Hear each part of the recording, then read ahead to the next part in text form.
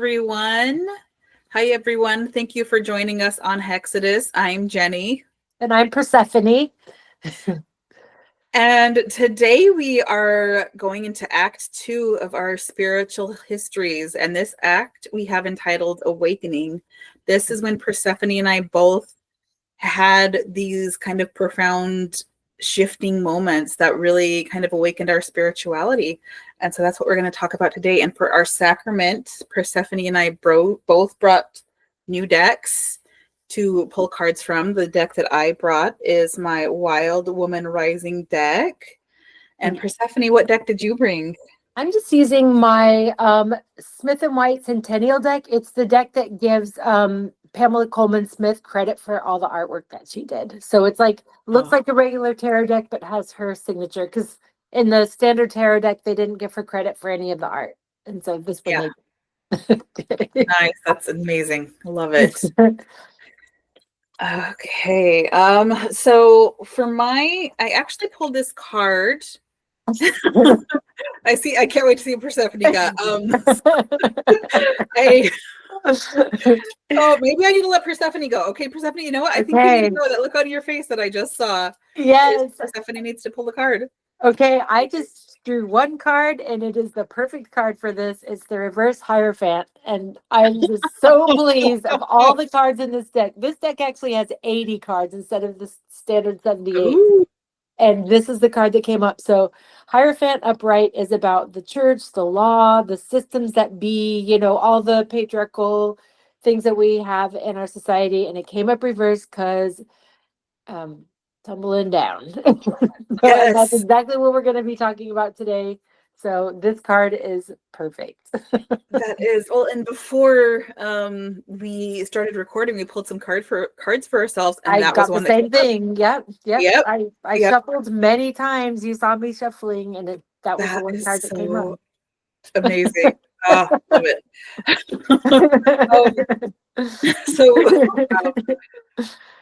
That's incredible.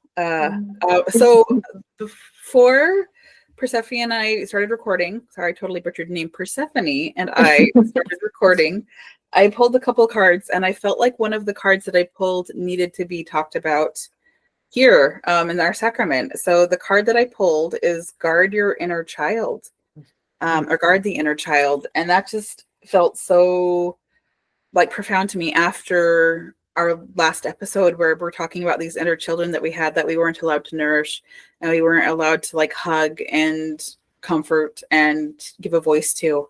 But now that we are in this second act of awakening, we are able to guard that inner child. We're able to bring that inner child back. And I love how it ties into this, because I just pulled a card right now, and it's Tell Your Story. Oh. Whoa. And this just feels so powerful for the second act. I mean, she's got this spider in her hands, and to me that's hard and scary. I'm not a fan of spiders, so even though this just says, even though the story might be hard to tell, it might be big and scary to tell, it needs to be told. It's a fear that needs to be faced, and it's something that we are needing to do in this moment and in this time, because it's time for us to tell our stories. Yes. This feels very powerful. Yeah. All of the cards right now are just very go for it. Yeah. Very strong. Okay, Jenny, let's hear about your awakening. Okay, my awakening. So I feel like my awakening to spirituality started, it was 2018 or 2019. One thing I'd always wanted to do, but I'd never done up until that point in my life, was go to a psychic. As I mentioned in my restless slumber, I kind of rejected all forms of spirituality. So going to the psychic was something I wanted to do for fun. I'd gotten a bonus at work and had a little extra money to spend. And I even went in with the mindset, I don't expect to get much from this. I just feel like it's something fun I want to do and fun I want to try. So in this session with this psychic, at one point in this session, he says to me, I see some sexual abuse in your past. It's not something very big, a family member, I think. But yeah, I see this sexual abuse. And as soon as he said that, this memory popped up of something that happened to me from a family member. So Like kind of what he said, like it was this memory that was always in my mind. It was a male family member who had married into my family, but this memory just like immediately popped into my mind of something that had happened like probably 15 years prior. So it aligned. Like I was a teenager, it was a family member. The incident itself was not very big, but so that's why I didn't see it as sexual abuse. It was just something in my mind that I saw as, okay, that was a weird thing that he did to me. That was a weird thing that happened. But like that memory always stuck with me. And when that psychic said, I see sexual abuse in your past, that memory just immediately popped up in my mind. But I just rejected it. I'm like, oh, nothing happened. Even though that memory was in my mind, I'm like, oh no, there's nothing there. And then several times throughout that session, the psychic said the same thing. Like, I still see that sexual abuse in your past. I still see that sexual abuse in your past. And that really got my wheels turning. Like he'd said that and I just kind of like repressed it down, but the wheels were turning. Like that can was open. I couldn't put that back, like that those worms back in that can. And I feel like that kind of kick-started like a healing for me that needed to happen. I had this memory for years, never really acknowledged it for what it was because I didn't have the words to acknowledge it or that bandwidth to acknowledge it until it was pointed out to me. So that was kind of like a very eye-opening moment for me when I finally did acknowledge the abuse that had happened and kind of started doing the healing around that. I feel like that really kick-started my healing journey. It was, confronting the abuser at the time and getting the response of I would have never done something like that. Whoa. And like, well, it's, that memory had to come from somewhere. And then shortly after that experience, I lost a nephew to suicide. Oh, and that, thank you. It was hard. And Persephone, I know you and I have done a lot of work around that for me, that healing. But like that was devastating. Like for me, that one of my fears as an aunt was losing a niece or nephew to suicide, because that is something that I struggled with. I'd struggled with that suicidal ideation growing up, and I know how miserable it is to be in that dark place and that dark mindset. So losing my nephew, it was just like one of my worst fears might come to life. I'm so sorry you went through all that. Thanks. It's still. I am struggling to talk about it, but I also know I need to tell my story. And as the cards are saying, this is what needs to be heard. And thank you. I can feel your love and I appreciate it. So the next couple of years after that were just kind of a whirlwind. I lost my nephew to suicide in November 2019. About a month before he died, I had booked a trip for myself, like a European tour group type trip. And so I booked that trip. I think it was like October 2019. About a month later, November 2019, I lost my nephew to suicide. And I'm like, I was just having this moment of like, oh crap, do I need to cancel my trip? I was just kind of not sure what to do. Right. And it was a hard decision, but I still went on my trip, and I think that is what I needed. Yeah, that is it. I absolutely needed that. Yeah. And I, looking back, I feel, I worry that I could have been annoying on the trip, because I feel like I was in this manic phase a little bit. Like it was this healing that I needed, but I feel like it was just so in love with where I was and just so connected with the people like on this trip with me. And it was such a life altering moment for me. Like it was so what I needed, especially because when we got back, that's kind of when like COVID was starting to like get into the news. It wasn't to that point where everything was locked down yet, but it was definitely spreading. And so I feel like that trip really helped me get through COVID. Like that was my happy place when everything was shut down, and that was what I think got me through, is just those connections that I made with people and those fun, happy memories that I had after this absolutely devastating event. And like that just kind of played into my healing too. It was, even though it was absolutely devastating to lose my nephew,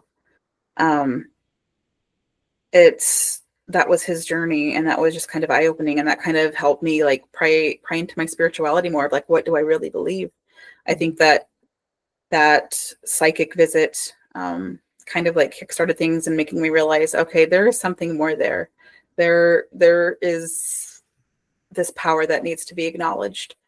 And the death of my nephew just kind of helped me lean into that more, to kind of find out what I believe. So it kind of really kickstarted for me. That was kind of my big awakening. Persephone, tell me about your big awakening. Well, first of all, I just want to say I'm sorry that you had to go through all that. That's like a lot of hard stuff. And second, like, that's freaking brave for you to say everything you just said. That's like really hard and really amazing. Like, really amazing. So, and I'm also just grateful I got to walk with you through some of that. So I'm really grateful about that. And I'm so glad you went on your trip. So glad you went on your trip. Thank you. Thank you. Me too. It was life-changing. It was,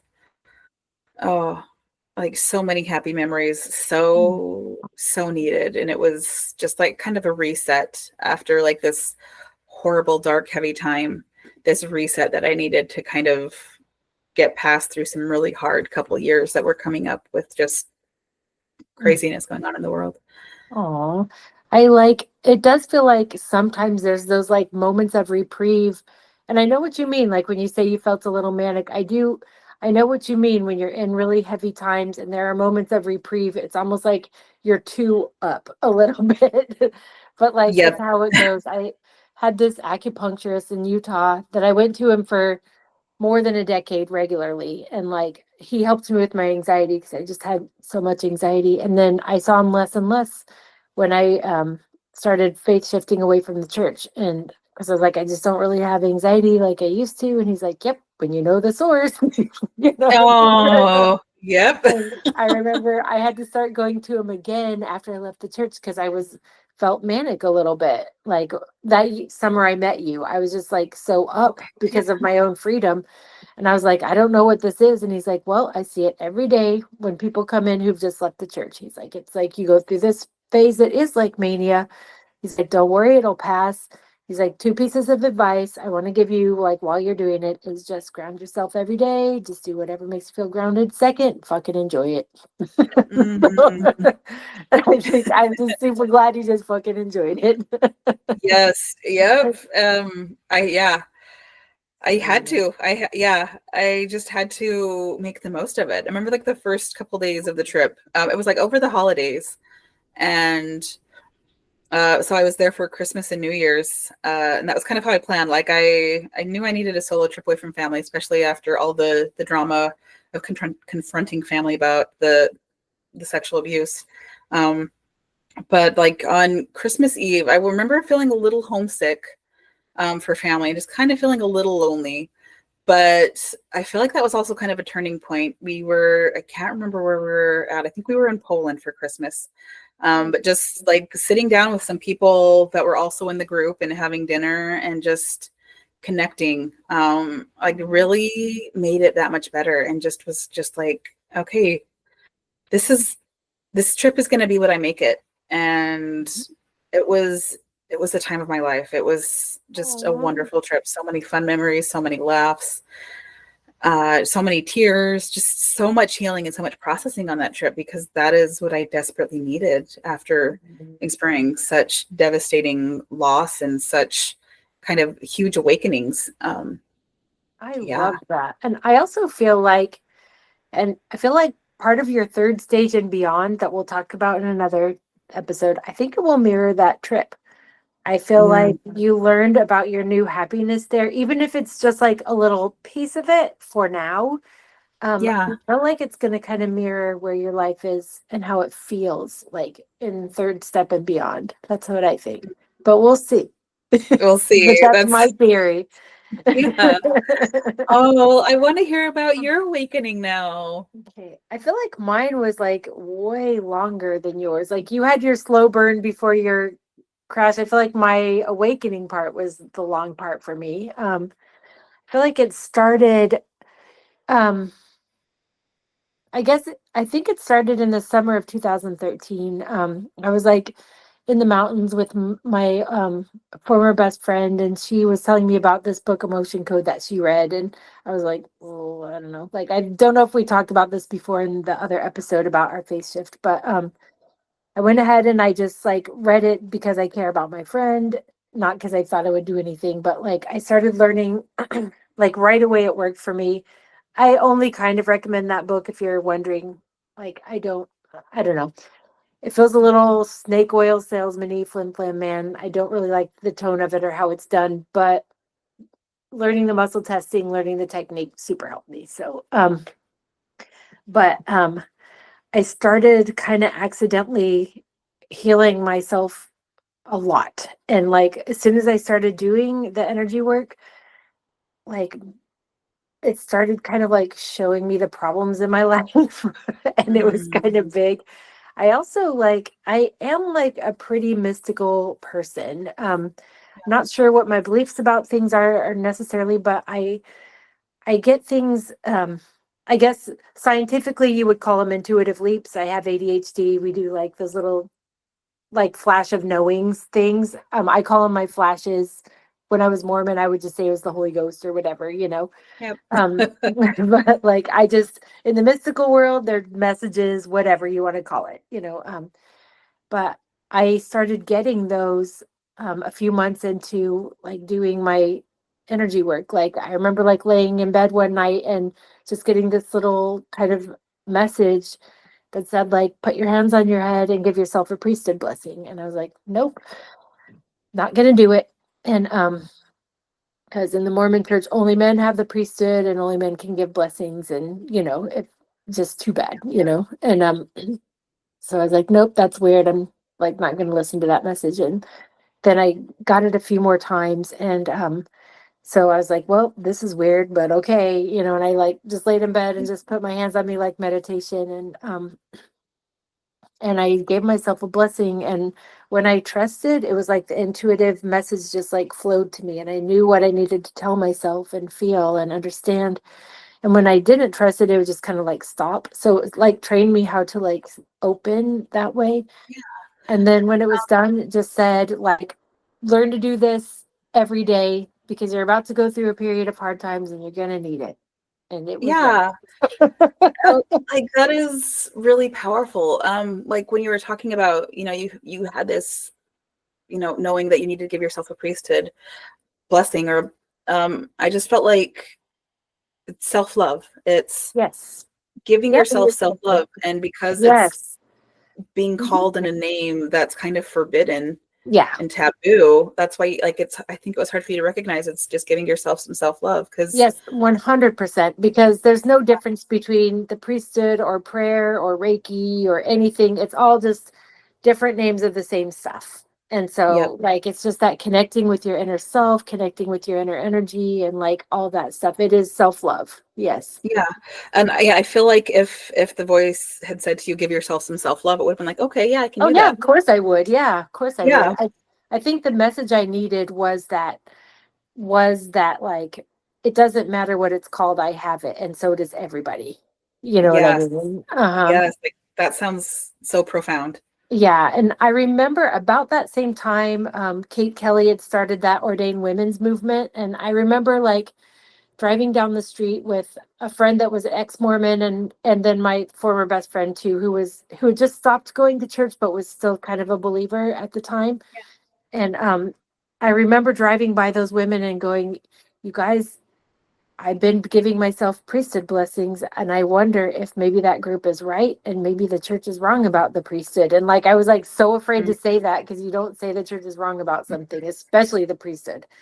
You know, No. and then we ended up, I don't even remember, I think I remember them saying, "Oh yeah, like, you know, I bless my kids sometimes or I do that." And so I brought it to friends and I had like a surprising amount of women friends who were like, "Oh yeah, I give blessings." And like, really? Like this is a Oh, thing? That's like so beautiful, you know?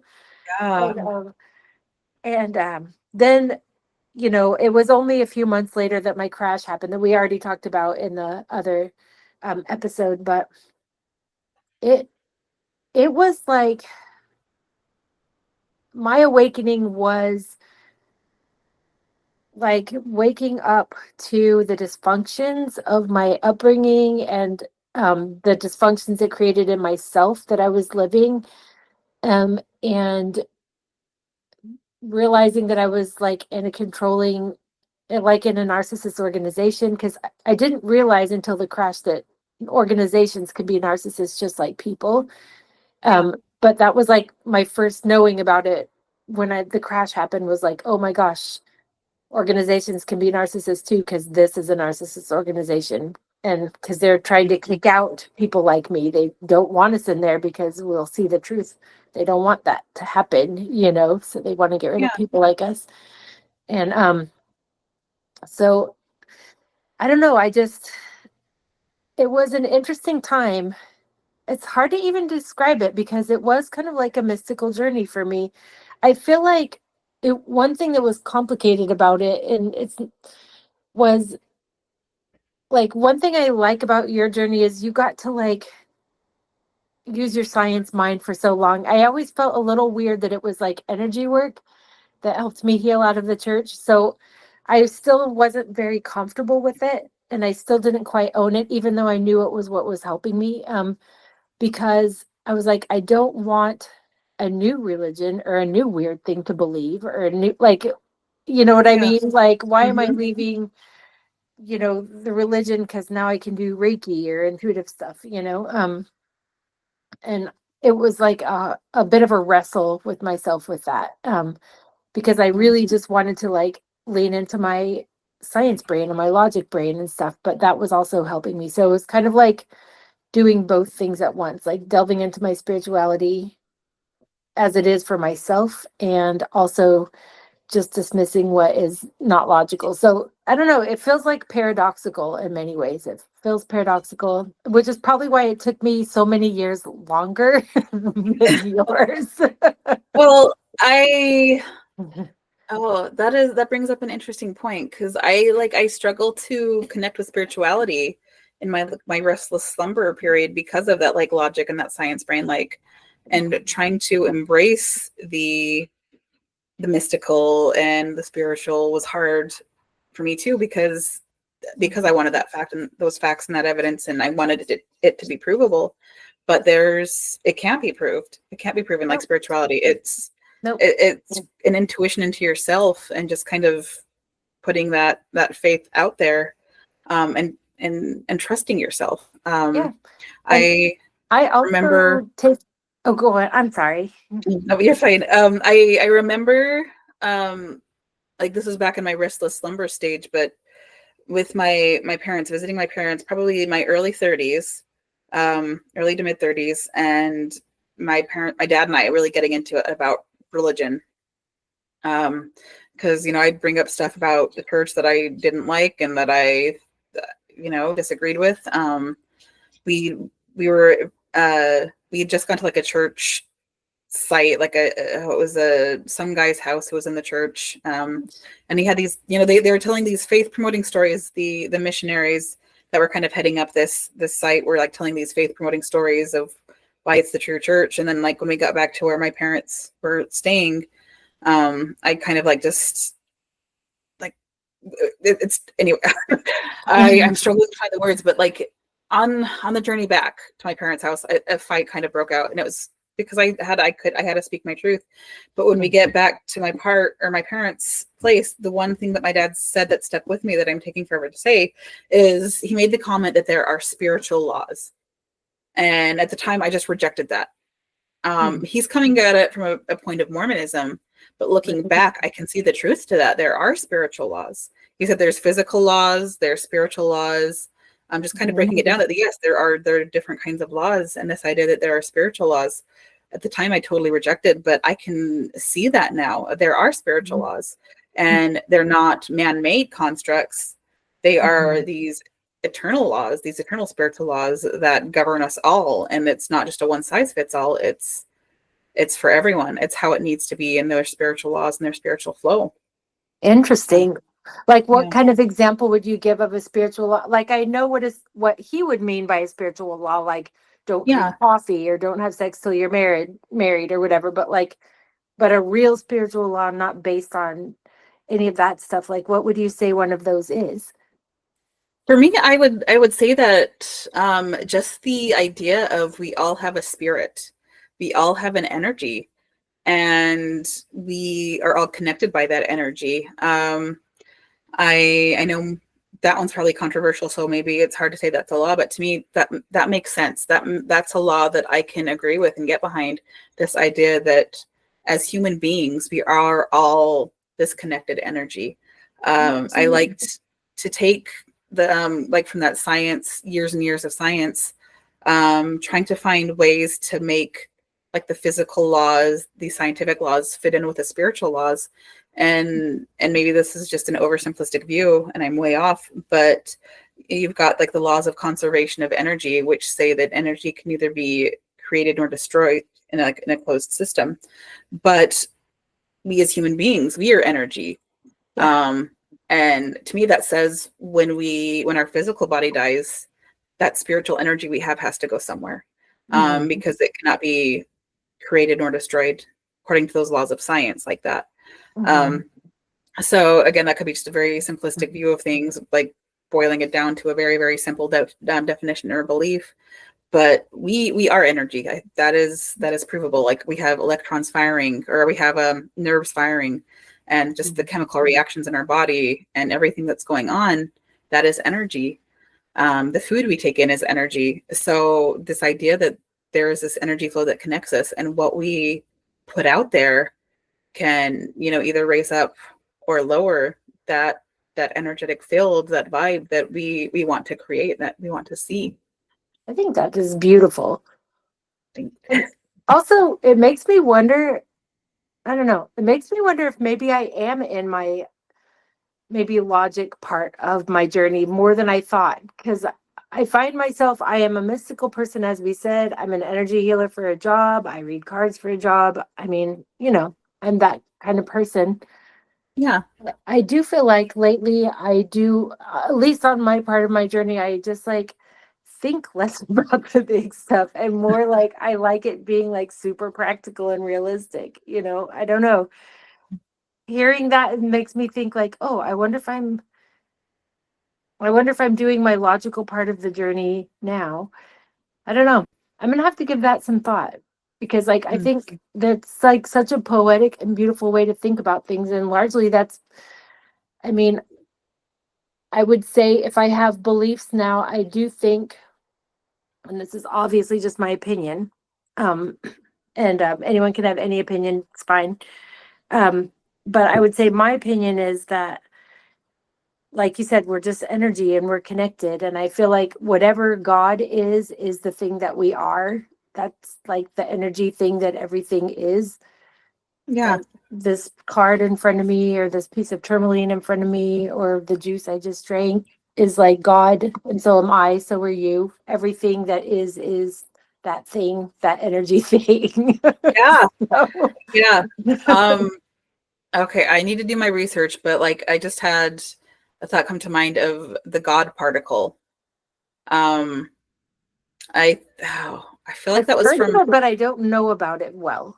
and Like, I don't know enough about it either. That just kind of popped into my head when you were saying that, like we are all God. There's this God particle, this God energy. And while I'm not like crazy about the word God in the traditional sense, yeah, there is that energy, that I don't know, that ki or that chi, or that, just this yeah, concept of an energy that is connecting us all.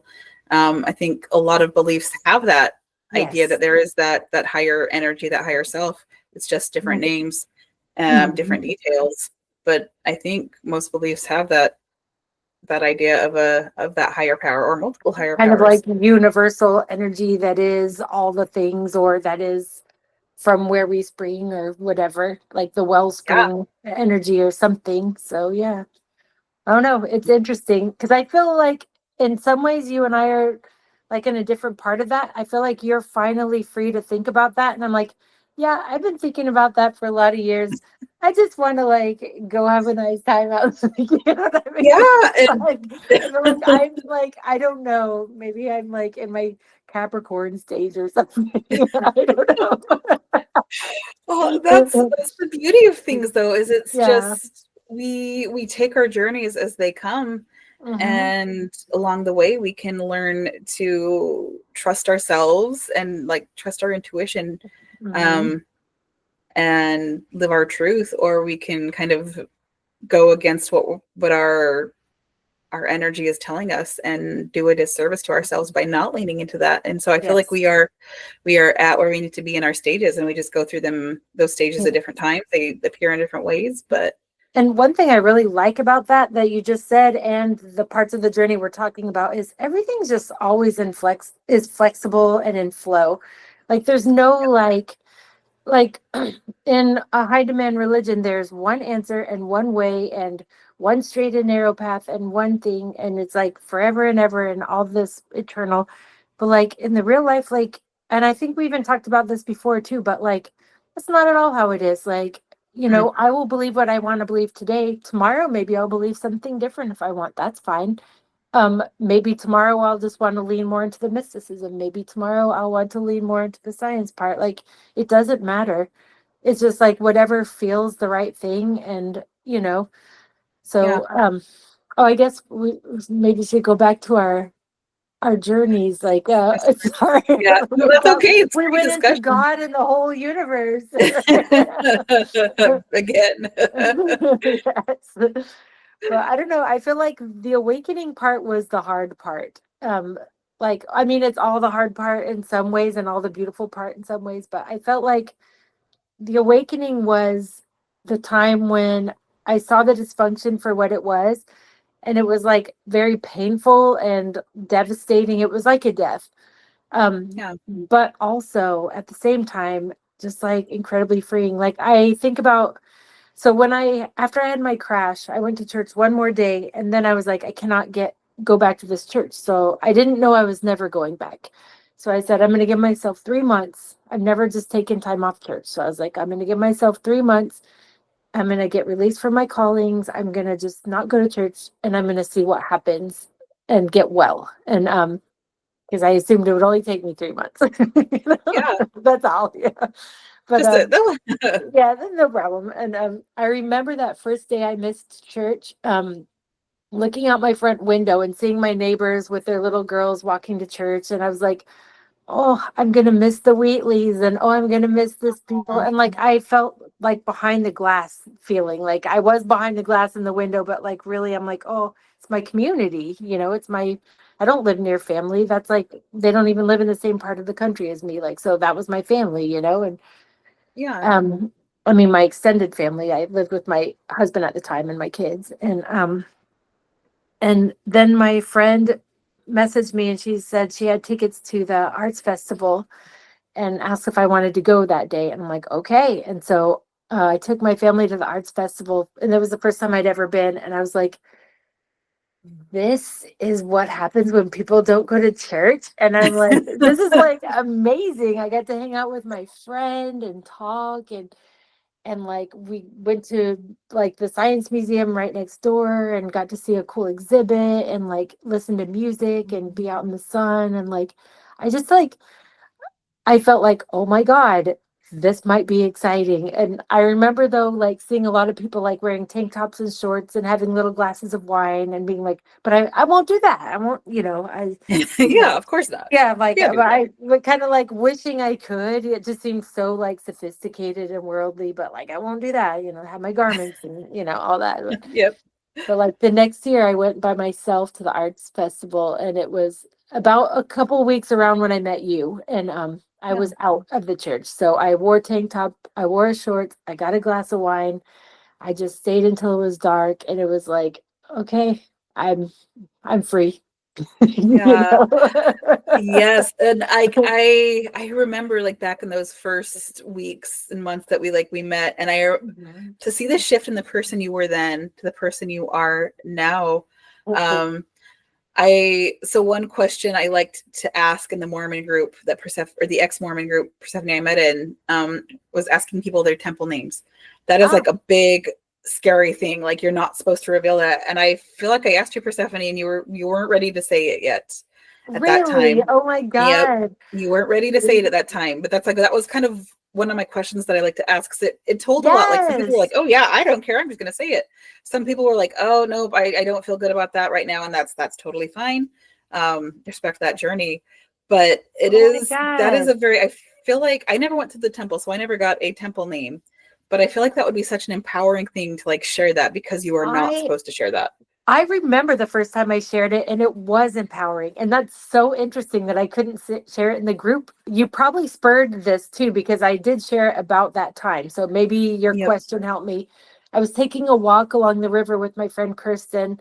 She was going through a faith shift too. So we would take walks all the time and just kind of like deconstruct together and all that. And I remember we were like walking around the bend in the river and all of a sudden I just stopped. And I just like looked at her and said, my temple name was Rhoda. Just like, and we both just like started laughing. And she was like, mine is, I think hers was like Miriam or something. And then we were just like, okay, it doesn't have power Oh over us anymore, you know? yeah. And like, That is amazing. I and love I it. remember telling my oldest kid about, because they're like, oh, can you tell me your temple name? I'm like, sure, it was Rhoda. And I was like, I always liked it because Rhoda in the Bible was like a servant in the house of Mary, one of the mothers of one of the apostles. And they were praying for Peter to get released from jail. And he did. Their prayers were answered or whatever. And so he came right to their house and knocked on the door. And she said, who's there? And he said, it was Peter. And she got so excited, she forgot to open the door and like ran in and told everybody. And they thought she was crazy. And they started questioning her sanity and abusing her and stuff. But no one got up and opened the fucking door. And I was like, I'm Rhoda. Like, first of all, I would get excited and forget to open the door. And second, it pretty much is like my life. Like, guys, just open the door. Look. Yeah. Instead, they're like, you're the problem, you know? And Yeah. so like they didn't even have enough faith to look to open the door. Do you know what I mean? To believe their prayers were Yeah. answered or whatever. And like my kid heard that and he's like, well, now Rhoda can have a new meaning in your life. And he's like, sounds like pretty much what you're doing. Yes. You know? Like that's pretty wise, dude. Yeah. Yeah. I had to take a little note when you were talking about something a little while back about like just the overwhelming emotions and things like that. And I had a thought that like when you have such a huge shock to your system, like physical, spiritual, whatever, like you go through the stages of grief. I've noticed Yes. that. Like I think we both did that in our own like Yes. deconstructing just at various points. Very Um, much. Yes. And and our also awakening. there is also like religious trauma syndrome, which is a special Mhm. kind of PTSD that happens when you're a part of a high demand religion and when you leave it. I definitely had that kind of PTSD. And I'm still Mhm. working through it, Me but too. it's less, but definitely. And so I do think we had to grieve and deal with that. Like it was really intense. Like I went through a divorce a couple years later, then was widowed a few years after that. And those were like very intense things, but kind of equally intense to losing your faith because you lose, it's a death. You lose Yeah. everything. Yeah. Mhm. So yeah. So Yep. it is a lot. Yeah. Yeah. And I feel that like I'm looking back at my spiritual awakening, and that psychic visit, and the moment like I had kind of that huge grief. I'd been visiting the family of the person that had molested me. And like at the time we were still friendly. I hadn't come to terms with it, but after leaving and on my drive home, I just remember like being in tears and sobbing, and that was like my moment of Mm. accepting what had happened. Oh. Um, like it, yeah. Oh, my kitty just came in and she stole my landlord's hat. Sorry, distraction. But yeah, cat Oh. distraction. Um, that was such an eye-opening moment for me, Aw. and it was heartbreaking at the same time, because like I can't go back. I can't unsee what I've seen. I Yeah. can't unknow what I've come to know. And it was really hard to have that drive in the car and be like, yeah, that happened the way it happened. That memory has always been there. I'm just acknowledging it now for what it is. I was like hard, but it was so needed. Yeah, it's not healthy to stay in the dark, and it's not healthy to disregard like what your soul is telling you and what your spirit is telling you. It is so necessary to listen to that. One thing I think you're bringing up that's a really important point too is that if you leave a regular healthy church, like just a regular church, you go on Sundays, then you go out to dinner with your family, or you know what I mean, like you're a balanced person, it doesn't have a bunch of control over you, then you just pick a different church that you like or pick a different thing to do on Sunday, and that's fine. And like I remember when I was first having my faith shift, I remember people saying like, well, come to my church, it's like queer affirming and it's this and that, and I'm like, that's not what's happening here. This is like the whole universe has just fallen. I don't know, but when you leave a high demand religion, there are a million secondary losses, like you having to grieve, Oh yeah. that relationship with that person in your family, you having to like process and be real about what happened to you. I think I had to realize the personality disorders that were happening in my family too, that were maybe vulnerable to a faith like this. You know what I mean? And just like you have to face a person, maybe it happens. But I assume that if you are in a high demand religion, there's some kind of dysfunction under it.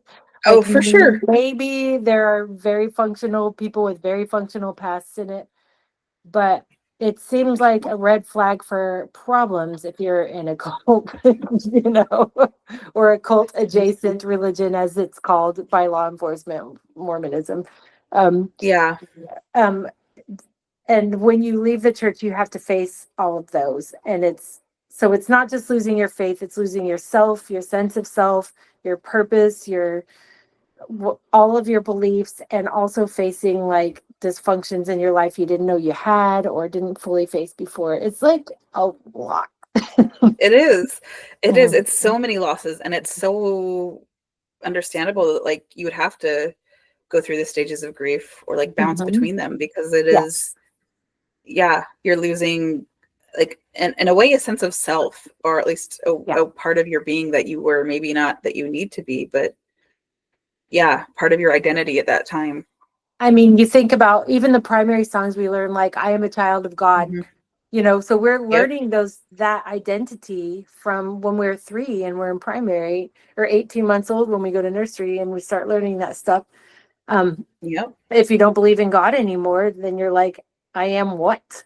Like getting up to bear the testimony and sacrament meeting as a child. You've got your parent there whispering in your ear, telling you what to say. It's not your thoughts, it's the stuff that's you're told to say, right, by people that you love and trust and who are supposed to be caring for you, so you're going to believe them. Yep.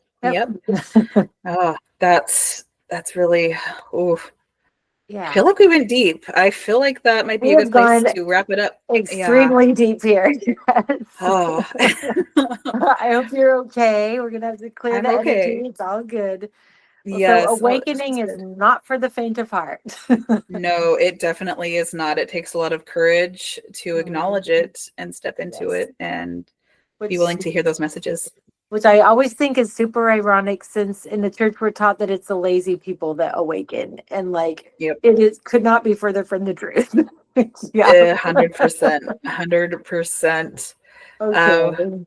Well, thank you for joining us today. We hope that you're able to find something here that resonates with you, and just even having you here is lovely. And if you enjoyed this, please like and subscribe and follow us. We're a new podcast, so anything helps. Thank you. All right, we'll see you next time for part 3. We'll see you in Act 3. Yep. Bye. Bye.